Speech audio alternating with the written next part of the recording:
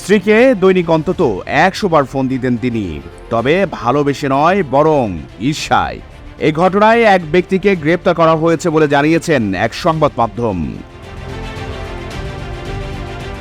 তারা বলেন, ৩১ বছর বয়সী এক নারী পুলিশকে জানান, জুলাই ও আগস্ট মাসে তিনি প্রতিদিন অস্বস্তিকর ব্ল্যাক কল পেয়েছিলেন। ফোন রিসিভ করবার পর ফোনকারী ফোনে কথা বলতেন না। প্রথম দিকে তিনি তার স্বামীর কাছে এ বিষয়ে উদ্বেগ প্রকাশ করেছিলেন, কিন্তু তার উদাসীনতা ও উদ্বেগের অভাব তাকে হতাশ করেছিল। এক পর্যায়ে ওই নারী দেখতে পান তার স্বামী যখন ঘুমিয়ে থাকে কিংবা তার সাথে সময় কাটায় তখন ফোন কল আসে না। তার সন্দেহ বাড়লে তিনি একটি পরীক্ষা পরিকল্পনা করেন।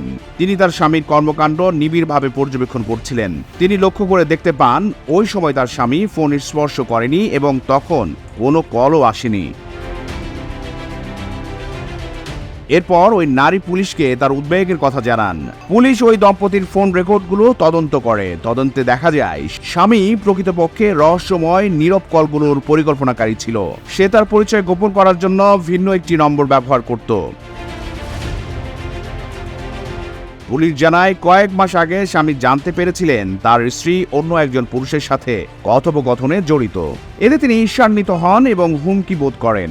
তিনি শাস্তি হিসেবে স্ত্রীকে নীরব কল দিতে শুরু করেছিলেন।